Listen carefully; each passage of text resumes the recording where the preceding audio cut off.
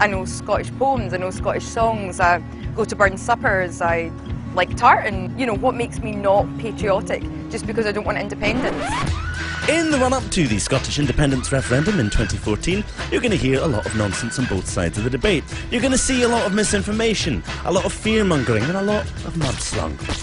You're going to get bombarded from both sides with statistics and numbers and bluster, and after a while you might start to find the whole thing a little bit wearing. Hey, maybe you're already sick of it. The problem is, though, that no matter how confusing or how boring it gets, it doesn't really change the fact that it's important. Actually, it's really important, and it'll likely be the most important decision you or I are going to make in our entire lifetime. So, how on earth are we supposed to know what's true and what's not? Well, it's funny you should ask that. Buckle up, people, this won't take long. It's very much the best of the best, the creme de la creme. Time wasters need not apply for the top 10 unionist myths debunked.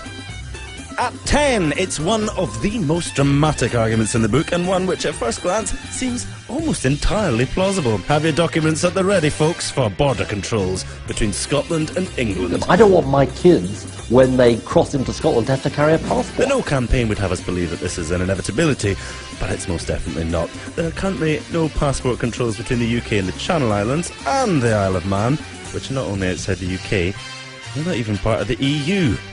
Which brings us neatly onto number 9. This one was vying for the top spot for a while, before No campaigners started to go suspiciously quiet about it recently.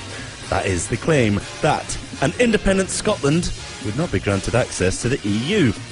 Well, there's no easy, straight yes-no answer to this one, although Prime Minister David Cameron could settle it quite easily by just officially asking the EU, something which he's refused point-blank to do. Of course we will work with the Scottish Government in providing information, but let me be clear about what we won't do. We will not pre-negotiate Scotland's exit from the United Kingdom. Certainly it looks extremely unlikely that Scotland would be denied continued membership, given its status as an oil-rich, energy-rich nation with an existing track record within the EU, but perhaps a more pertinent question would be, is the United Kingdom, in its current shape, really going to be a member of the EU for long anyway? UKIP has, at the heart of our extensive manifesto, the key aim of ending Britain's membership of the EU. Well, given that David Cameron has chosen to appease UKIP voters and Daily Mail readers in the southeast of England with a referendum on leaving the EU, It will be an in-out referendum. it seems more logical now to assume that the only way to safeguard Scotland's place within Europe is through independence. It's long since dropped from the top spot, but despite losing all credibility, it's clinging on to its place at number 8. That's right, it's that old chestnut. We're subsidised by Westminster and we couldn't survive on our own. Well, this argument is old news by now. Even David Cameron admits it's a myth, for goodness sake. I'm not saying that Scotland couldn't make it on her own. Of course, Scotland could. But for those people who've been hiding under a rock for the past 2 years, have some numbers. Scotland pays 9.4% of UK tax, with just 8.4% of the UK's population, which technically means we subsidise the rest of the UK. And a report last year from the Centre of Economics and Business Research, which sounds fairly impressive, I think it's got the word centre and economics in it, concluded that Scotland received no net subsidy. In at 7, it's the UK Armed Forces. Scotland would be defenceless and lose thousands of military jobs. Well, sure, we might not be able to send troops off to invade Middle Eastern countries in direct contravention of international law, but well, we never really wanted to do that anyway. I'm doing it because I think it's the right thing to do. Seriously though, Scotland's share of defence spending is about 3.5 billion a year, of which less than 2 billion is actually spent in Scotland. So, even if we kept up defence spending exactly as it is now, we'd end up with 1.5 billion extra to play with, which should be nice. The thousands of jobs, though, that would supposedly be lost refers largely to the Clyde shipyards, who rely on the Royal Navy for contracts, although there's actually no reason that defence jobs on the Clyde would stop post-independence. In fact, it's even been suggested that they could do even better. At 6, like a bolt from the blue, it's an appeal to our good neighbourliness. We would be dooming England to perpetual Tory rule. On the face of it, this one does sound quite likely, and assuming that all Scots hate the Tories, which obviously we do, it seems a bit cruel to just dump them on the English. The thing is, though, we wouldn't. The idea that Scotland has any influence whatsoever over Westminster elections is a bit of a myth. Let's take a look. The 1945 Labour government, without Scotland's votes, would still have been Labour. The 1950 Labour government would still have been Labour. The 1951 Tory government would still have been Tory. 1955 would still have been Tory. 1959 would still have been Tory. The 1966 Labour government would still have been Labour. 1970 would still have been Tory. 1974 would still have been Labour. The 1979, oh my God, it's Thatcher Tory government would still have been Tory. 1983 would still have been Tory. 1987 would still have been Tory. 1992 would still have been Tory. The 1997 landslide New Labour government would still have been New Labour.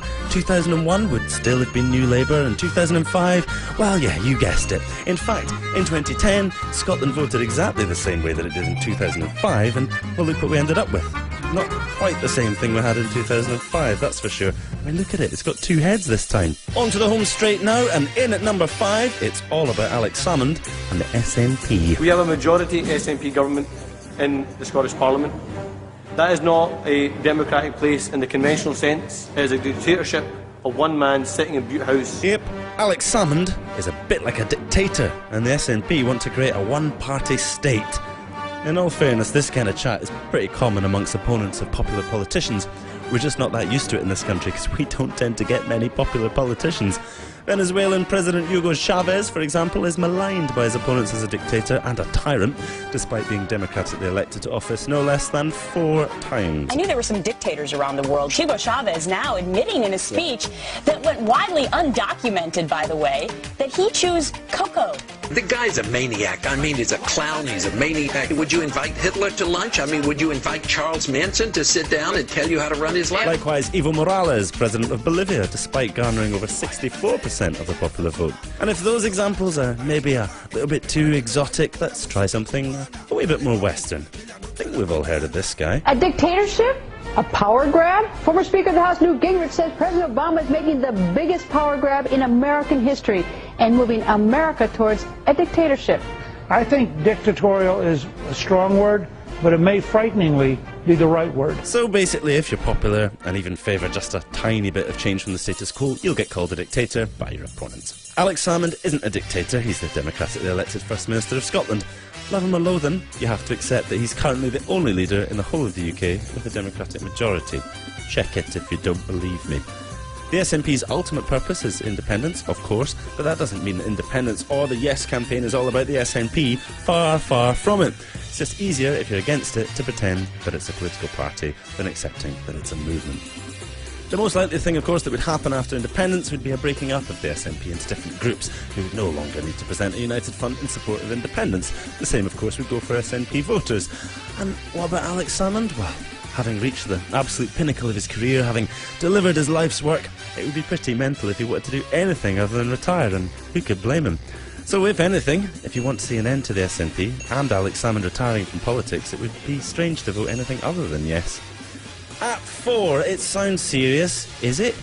There's no way an independent Scotland could have survived the banking crisis. When our financial services and 2 of our banks got into very serious trouble, RBS and HBOS, it was the strength of the UK that actually saved the day. The cost of the 2008 RBS and HBOS bailout was 66 billion. Ouch! Scottish GDP in 2008 was only 145 billion. Oh, right. So of course we could have survived it. I say survive. Deal with it really easily would be more appropriate.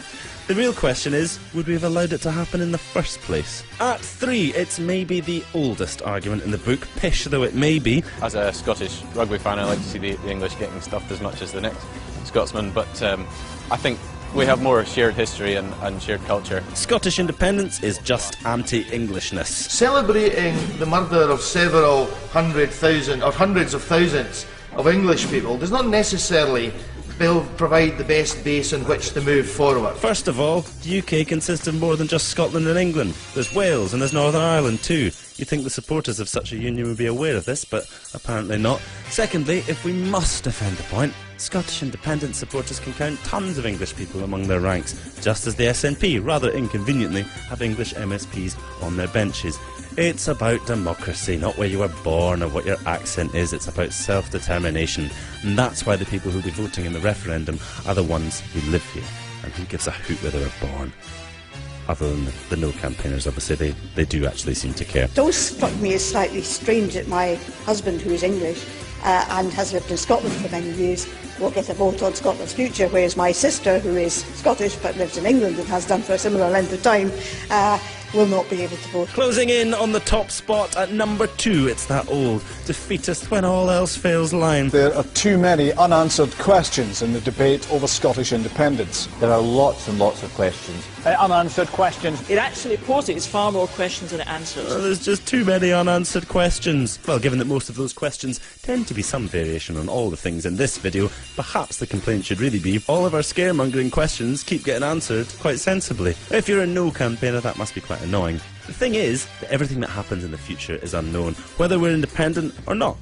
One thing we can surely agree on, though, is that the more control we, that's the people who live in Scotland, have over that future, the less unknowable it becomes. Which brings us to the most popular unionist myth ever. That's right, taking the top spot for the umpteenth time, in at number 1 by a country mile. That they may take our lives, but they'll never take our freedom! Yep, we are all a bunch of raving nationalists obsessed with Braveheart, Mel Gibson and the past. Actually, I think that's a clip from a different film. That's embarrassing.